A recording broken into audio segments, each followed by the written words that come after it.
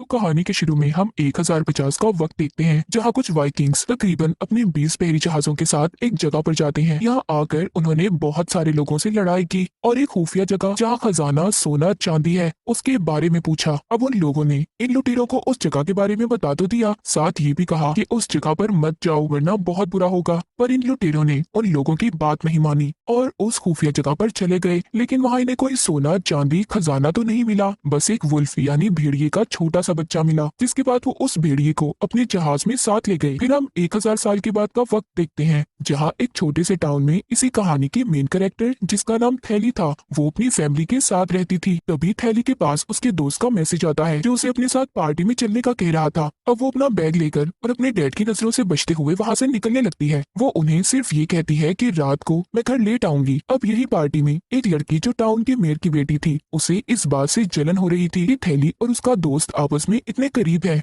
और उसके दोस्त को साइड में ले जाती है जहाँ थैली भी उसकी बातें सुन लेती है। वो उसके दोस्त को ये कह रही थी कि तुमने हमारी पार्टी में बाहर की लड़की को क्यों बुलाया और अगर आगे से ऐसा किया तो अच्छा नहीं होगा, कम से कम मुझे बता तो देते। ये सुनकर उसे काफी बुरा लगता है, इसलिए वो यहाँ से जाने लगती है। पर अगले ही पल उसे उस लड़की यानी मेयर की बेटी की चिल्लाने की आवाजें आ रही थी, इसलिए वो जब चेक करने जाती है तो देखती है वो लड़की और उसका दोस्त नीचे गिरे हुए हैं। उनकी हालत काफी खराब है क्योंकि वो बहुत जख्मी थे। थैली उनके पास जाती है उनकी मदद करने, वो मेयर की बेटी को सहारा देकर उठाती है और आगे बढ़ती है। फिर अगले ही पल कोई उसके कंधे पर भी हमला कर देता है जिससे वो नीचे गिर गई थी और ये देख वो काफी घबरा गई थी कि मेयर की बेटी को झाड़ियों में से कोई घसीट कर ले जा रहा था। उसे कुछ समझ नहीं आती कि ये कौन है, बस डर की वजह से वो चीखती चिल्लाती रहती है। खैर अब इस हादसे वाली जगह पर पुलिस भी आ गई थी जिनमें थैली की मॉम भी शामिल थी क्योंकि असल में वो एक पुलिस ऑफिसर ही थी। उनका साथी पुलिस ऑफिसर उन्हें बताता है कि यहाँ उन पर जिस भी किसी ने हमला किया वो मेयर की बेटी को अपने साथ ले गया है, उसका कोई अता पता नहीं। उसके साथ यहाँ एक लड़की भी थी जो और कोई नहीं बल्कि तुम्हारी बेटी है, इसीलिए तुम्हें जाकर उससे इस बारे में पूछना होगा क्योंकि वही तुम्हें बता सकती है। ये सुनकर उसकी मॉम काफी डर गई थी और फौरन अपनी बेटी को संभालने के लिए उसके पास जाती है। उसके कपड़ों पर लगा खून देखकर पूछती है कि क्या हुआ, क्या तुम्हें कहीं चोट लगी है? जिस पर वो कहती है नहीं मॉम, ये मेरा खून नहीं मेयर की बेटी का है जो मेरे ऊपर तब लग गया जब मैं उसे संभाल रही थी, बस हल्की सी चोट लगी है मेरे कंधे पर। फिर तलाशी लेने पर इन्हें वहाँ मेयर की बेटी का फोन मिलता है, साथ ही पेड़ पर थैली की मॉम को एक बड़ा सा नाखून भी मिल जाता है जो किसी खतरनाक जंगली जानवर का लग रहा था। अब कुछ देर के बाद थैली की आँख खुल जाती है जहाँ वो अपने सामने अपनी मॉम को पाती है। वो थैली से पूछ रही थी कि अब बताओ मुझे कल रात तुम्हारे साथ क्या हुआ था। तो अब यहाँ वो धीरे धीरे अपनी मॉम को सारी बात बता देती है। अचानक मेयर की बेटी की चिल्लाने की आवाज आई और जब मैं वहाँ गई तो दोनों ही जख्मी थे, पर मुझे खुद भी समझ नहीं आई कि उन पर हमला किसने किया क्योंकि वहाँ अंधेरा काफी था तो मैं नहीं देख पाई। यहाँ हम एक बड़ी अजीब चीज देखते हैं कि थैली की दोनों आंखों का रंग भी अब बदल गया था, मतलब एक आंख का रंग कोई और दूसरी आंख का रंग कोई और था। फिर इसके बाद पुलिस ऑफिसर उन सारे बच्चों के बयान लेते हैं जो कल रात उस पार्टी में आए थे, पर उन्हें बच्चों से खास जानकारी नहीं मिलती और तो और मेयर की बेटी की लाश भी उन्हें नहीं मिली थी। रात को थैली की मॉम उस नाखून के बारे में सर्च कर रही थी जो उन्हें जंगल में पेड़ से मिला था, जहाँ वो नाखून भेड़िए के नाखून से मैच हो जाता है। इसीलिए वो कॉल करके अपने साथी पुलिस ऑफिसर को कहती है कि ये नाखून भेड़िए का है। अब अगली सुबह थैली की मॉम के पास पुलिस ऑफिसर की कॉल आती है जो बताता है कि मेयर की बेटी की लाश मिल गई है। और जब ये बात थैली सुनती है तो काफी घबरा गई थी क्योंकि जब से ये हादसा हुआ था उसका खुद पर काबू नहीं था, वो हर वक्त डरी सहमी रहने लगी थी। फिर जब उसकी मॉम मेयर की बेटी की लाश को देखने जाती है तो उसकी हालत काफी खराब थी। जो उसकी लाश को चेक कर रही थी वो बताती है कि इसकी लाश को काफी दूर तक घसीटा गया था, साथ ही इसके जिस्म से बहुत सारे मांस के टुकड़े गायब हैं, गले पर भी काफी गहरा कट का निशान है। फिर जब थैली की मॉम बाहर आती है तो वहाँ उस लड़की की मॉम भी थी जो अंदर जाकर उसे देखने की जिद कर रही थी, पर थैली की मॉम उन्हें अंदर जाने नहीं देती क्योंकि उसकी लाश की हालत जाहिर है इतनी खराब थी तो वो नहीं देख पाएंगी। अब थैली दोबारा से हादसे वाली जगह पर जाती है जहाँ पर उसे कुछ अजीब हो रहा था। वो वहाँ उसी लड़की मेयर की बेटी को देखती है, पर असल में ये कोई सच नहीं था, वो बस हेलुसिनेशन कर रही थी, मतलब कि उसे वो चीज नजर आ रही थी जो हकीकत में नहीं थी। उधर पुलिस स्टेशन में एक बूढ़ा आदमी आता है जो थैली की मॉम से मिलता है क्योंकि उसके पास इस केस के लिए जानकारी थी। वो बताता है कि जिसने उस लड़की को मारा है जिसको आप ढूंढ रहे हैं वो कोई आम वुल्फ नहीं बल्कि वेयरवुल्फ है, यानी आधा इंसान और आधा भेड़िया, जो सिर्फ एक खास वक्त में ही भेड़िया बनता है जो पूरे चांद की रात होती है। और वो वेयरवुल्फ इंसान के खून का प्यासा है और ये सिलसिला तब तक चलता रहेगा जब तक कि इस नस्ल के आखिरी वुल्फ को ना मार दिया जाए। वो सबको खत्म कर देगा। ये सुन थैली की मॉम उसे चुप करवा देती है क्योंकि उनको उसकी बातों पर यकीन नहीं हो रहा था। साथ ही वो ये भी कहती है कि यहाँ एक लड़की की मौत हुई है, वो भी काफी बेरहमी से, और तुम्हें ये पुरानी मनगढ़ंत कहानियां सुनाने की पड़ी है। तब वो कहता है कि हाँ, मैं जानता था कि मेरी बातों पर कोई भी यकीन नहीं करेगा। ये कहने के बाद वो जाने लगता है, पर जाते हुए वो थैली की मॉम से कहता है कि जब तुम्हें मेरी बातों पर यकीन आ जाए तो मुझसे मिलने आ जाना। साथ ही वो उन्हें एक सिल्वर गन की गोली देता है। कहता है कि जिसे तुम मारना चाहती हो, यानी वो वेयरवुल्फ, वो सिर्फ इसी गोली से मरेगा, बाकी गोलियां उस पर असर नहीं करेंगी। चाहते चाहते वो उसके कोट में सिल्वर गोलियों की एक डब्बी भी डाल देता है। ना चाहते हुए भी उसकी एक गोली को थैली की मॉम अपनी जेब में डाल लेती है। अब थैली का वही दोस्त उससे दोबारा मिलता है जिसने उसे पार्टी में बुलाया था। कहता है कि आई एम सो सॉरी, सब मेरी वजह से हुआ है। अगर मैं ही तुम्हें वहाँ ना बुलाता तो तुम इन सब चीजों में ना पड़ती। जो सुनकर थैली उसे समझाती है कि जो कुछ भी हुआ उसमें तुम्हारी कोई गलती नहीं है, बहरहाल वह गलती है। जिसके बाद वो यहाँ से निकल जाती है। वो जब जा रही थी तो बाहर उसे मेयर की बेटी की दोस्त रोक लेते हैं। कहते हैं कि क्या जो बाहर वाले लोग बातें कर रहे हैं वो सच है, यानी तुम उसे बचा सकती थी पर जानबूझकर नहीं बचाया, तुमने उसकी मदद नहीं की, बस डरपोक कायर लोगों की तरह तुम चिल्लाती रही।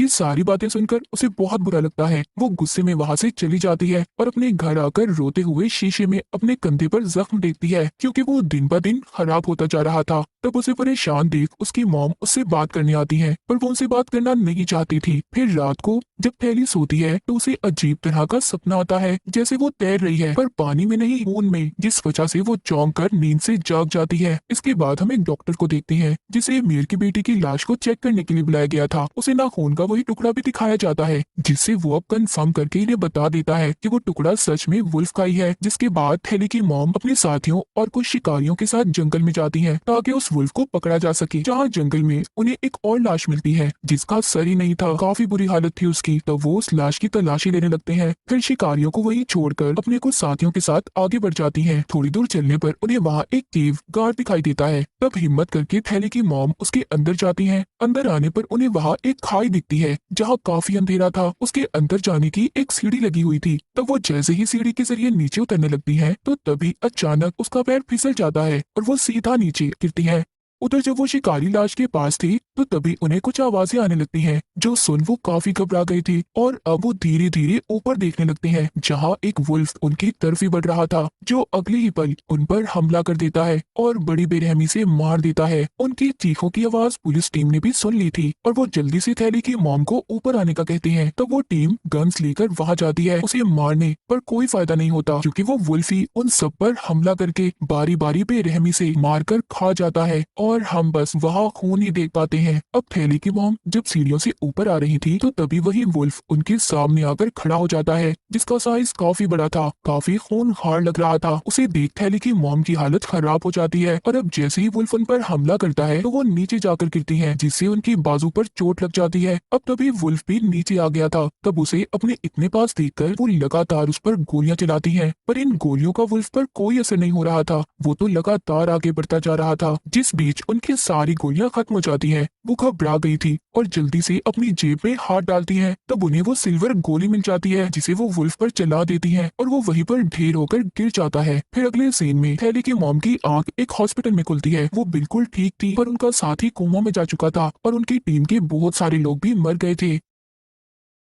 उधर कॉलेज में थैली के साथ अजीबोगरीब हो रहा था, जैसे कि उसे हल्की से हल्की बारीक आवाज भी सुनाई दे रही थी, जिससे वो काफी तंग आ गई थी। इसीलिए वो वॉशरूम में चली जाती है जहां उसे मेयर की बेटी दिखती है जो रो रही थी। ये देख थैली अब और परेशान हो गई थी क्योंकि उसकी हेलुसिनेशंस बढ़ती ही जा रही थी। रात को भी जब वो सो रही थी तो अचानक नींद में चलने लगती है, जिस बीच उसकी छोटी बहन की आंख भी खुल जाती है और वो थैली को एक पेड़ के पास खड़ा हुआ देखती है। फिर उसका हाथ पकड़कर वापिस उसको कमरे में ले आती है। तब तक थैली को भी होश आ गई थी तो उसकी बहन कहती है कि मैं हमेशा तुम्हारा ख्याल रखूंगी। तब वो उसे कहती है कि मेरी तबीयत ठीक नहीं, बहुत नींद आ रही है, ऐसा लग रहा है कि जैसे मैं महीनों से नहीं सोई। इतना कहकर वो वहीं पर सो जाती है। उधर डॉक्टर वुल्फ की लाश को चेक कर रहा था, जिससे उसे बहुत सारी जानकारी मिलती है और वो थैली की मॉम को बताता है कि जितनी भी गोलियां आपने उस वुल्फ को मारी है उनसे उसका कुछ भी नहीं हुआ। एक सिर्फ गोली ऐसी है जिससे उसकी मौत हुई और वो गोली थी सिल्वर की गोली। अब ये गोली वही थी जो बूढ़े आदमी ने थैली की मॉम को दी थी। ये गोली इतनी मजबूत थी थी कि वुल्फ के जिस्म में काफी बड़ा छेद बना दिया था। ये सारी बातें सुनकर वो काफी हैरान रह जाती है और फौरन उस डॉक्टर के साथ उस बुढ़े आदमी से मिलने जाती है और उसे सब कुछ बताने का कहती है। तब वो बताता है कि जिस वुल्फ को तुमने मारा है मैं उसे पिछले काफी अरसे से ढूंढ रहा हूँ। ये एक काफी पुराने वक्त का वुल्फ है। असल में इंसानों ने जानवरों की शक्तियों को पाने के लिए इंसानों पर एक्सपेरिमेंट तजुर्बे किए थे, जिनका नतीजा ये निकला। मतलब वो सारे इंसान वेयरवुल्फ बन गए और ये सिलसिला तब तक चलता रहेगा जब तक कि इस नस्ल के आखिरी वुल्फ को ना मार दिया जाए। और उनकी नस्ल ऐसे बढ़ती है कि वो वुल्फ जिसे भी काटता है वो इंसान भी वुल्फ बन जाता है। दूसरी तरफ हम थैली को देखते हैं जो अपने दोस्त के साथ थी, जो उससे कॉलेज के बारे में पूछता है कि तुम्हें उस दिन अचानक क्या हुआ था जब तुम वॉशरूम में चली गई थी। तो वो कहती है कि मुझे खुद नहीं पता कि मेरे साथ क्या हो रहा है। पिछले कुछ वक्त से मैं अपने अंदर काफी अजीब चीजें महसूस कर रही हूँ। अब तभी उसके दोस्त के पास उसके डैड की कॉल आ जाती है। वो फोन सुनने चला जाता है तो थैली अकेली थी, जहाँ उसकी नजर चांद पर पड़ती है जो पूरा चांद था। यानी कि इसी रात इंसान वेयरवुल्फ भेड़िया बनता है और फिर तभी अचानक उसे कुछ होने लगता है। वो अपने जिस्म में अजीब तरह के बदलाव महसूस कर रही थी, जिसके बाद वो भी वुल्फ में बदल जाती है। कुछ देर के बाद जब उसका दोस्त वापिस आकर उसे ढूंढता है तो वो उस पर भी हमला कर देती है और जान से मारकर उसे खा जाती है। अगली सुबह जब थैली की आंख खुलती है तो वो खून में लथपथ थी और तो और उसके मुंह में अपने दोस्त की उंगली भी निकलती है। वो फिर आईने में अपनी शक्ल देखकर डर जाती है क्योंकि उसका चेहरा किसी जानवर जैसा था। उसे कुछ समझ नहीं आती कि मेरे साथ क्या हुआ और कल रात मैंने अपने दोस्त के साथ क्या किया। तो इसी बात का पता लगाने के लिए अब वो अपना मुंह ढककर हादसे वाली जगह पर जाती है। वो देखती है कि उसका दोस्त अब मर चुका था। ये देखकर उसे दुख तो होता है, पर अब वो ये फैसला करती है कि मुझे इन सब लोगों से दूर चले जाना चाहिए। इस हालत में वो अपनी फैमिली के साथ भी नहीं रह सकती। तो इसीलिए जैसे ही रात होती है वो एक बस में चढ़ जाती है। बस में बहुत सारे लोग थे, लेकिन मुसीबत देखते ही देखते अब वो पूरी तरह वुल्फ में बदल जाती है। उसकी डरावनी आवाजें सुनकर हर कोई उसे देखने आता है। तब वो बहुत सारे लोगों पर हमला करके बड़ी ही बेरहमी से उन्हें मार देती है, जिससे गाड़ी का भी एक्सीडेंट हो जाता है। फिर इस बारे में जैसे ही उसकी मॉम को खबर मिलती है तो वो डॉक्टर के साथ फौरन उस बस में चली जाती है छानबीन करने के लिए, जिस दौरान उन्हें वहाँ थैली का लॉकेट मिल जाता है, जिससे वो समझ गई थी कि ये नया वुल्फ कोई और नहीं बल्कि उनकी अपनी बेटी थैली है। वो इस बारे में डॉक्टर को भी बता देती है और कहती है कि हमें जल्द ही उसे ढूंढना होगा। इसके बाद हम थैली के घर का सीन देखते हैं, जहाँ उसकी बहन ड्राइंग कर रही थी जो बोल नहीं सकती थी। पर तभी उसे महसूस होता है कि जैसे उसके पीछे कोई आ रहा है। जैसे ही जब वो पीछे मुड़ती है तो वहाँ एक वुल्फ था, जिसे देखकर वो बेचारी काफी डर गई थी। वो बोल नहीं सकती थी तो जाहिर है चिल्लाकर मदद के लिए नहीं बुला सकती थी। पर जब वो गौर करती है वुल्फ की आंखों में तो उसे समझ लग गई थी कि मेरी बहन थैली है। वुल्फ यानी थैली भी जब उसकी आंखों में देखती है तो रुक जाती है, पर पीछे से उसके डैड आ गए थे जो उस पर हमला कर देते हैं। फिर वो उसे बिजली के झटके लगाकर अपनी बेटी को लेकर बाहर आ गई थी और जल्दी से गाड़ी में बैठकर यहाँ से निकलने लगते हैं। पर इन सब में उन्हें चोट लग गई थी तो वो ठीक से गाड़ी भी नहीं चला पा रहे थे। वो बेहोश हो जाते हैं, साथ ही उनकी गाड़ी का एक्सीडेंट भी हो गया था। थैली की बहन गाड़ी से निकलकर छुपने के लिए चली जाती है। तब तक वुल्फ भी यहाँ आ गया था। उनका पीछा करते करते इस टाउन के बहुत सारे लोग भी आ गए क्योंकि उन्हें पता चल गया था कि यहाँ एक्सीडेंट हुआ है। वुल्फ यानी थैली उन सबको देख चुकी थी। वो बहुत सारे लोग थे, इसीलिए वो उन पर हमला कर देती है, जिससे लोग डरकर भागने लगते हैं। पर यहाँ उसने बहुत सारे लोगों को मारकर खा लिया था और हर तरफ खून ही खून फैला हुआ था। अब तभी इधर थैली की बहन आ जाती है क्योंकि उसे अपनी बहन को ऐसे देखकर काफी दुख हो रहा था। वो उससे बात करने के लिए उसके पास जाने लगती है। वुल्फ यानी थैली के बिल्कुल सामने खड़ी होकर इशारों से वो कहती है कि मैं हमेशा तुम्हारे साथ रहकर तुम्हारा ख्याल रखूंगी। पर इतनी ही देर में उसकी मॉम और डॉक्टर भी यहाँ पर आ गए थे। मौका देखते ही वो वुल्फ पर तीर का शूट करते हैं, जिससे वो मरती तो नहीं पर जख्मी हो गई थी। और इस चीज का फायदा उठाकर ये लोग एक स्टोर में जाकर छुप जाते हैं और कुछ ही देर में हर तरफ खामोशी हो गई थी। पर तभी अचानक गाड़ी की तेज रोशनी आती है, जिसमें दरअसल वो बूढ़ा आदमी था जो उस वुल्फ को मारने के लिए वो गाड़ी से उस पर हमला करता है। उसे ठोक कर वो गाड़ी स्टोर के अंदर घुसा देता है, जिससे उसे खुद को भी काफी चोट लगती है। वो जख्मी होकर वहीं पर गिर गया था और तब तक यहाँ वुल्फ भी आ गई थी जो उसे भी मार देती है और फिर अपनी मॉम पर हमला करती है। वो खुद को बचाने के लिए काफी कोशिश कर रही थी। डॉक्टर भी उसकी मदद नहीं कर पाता क्योंकि वो चीजों के नीचे दबा हुआ था और उसके हाथ में लकड़ी का टुकड़ा लगा हुआ था, जिससे उसे तकलीफ हो रही थी। इस दर्द की वजह से वो अपने पास पड़ा हुआ इंजेक्शन भी नहीं उठा पा रहा था। अब ये सब कुछ थैली की बहन भी देख रही थी, तो हिम्मत करके वो वहीं बाहर आती है और वो इंजेक्शन वेयरवुल्फ यानी थैली को लगा देती है, जिससे वो वहीं गिरकर बेहोश हो गई थी। सीन इधर ही कट हो जाता है। इसके बाद हम थैली की मॉम को देखते हैं,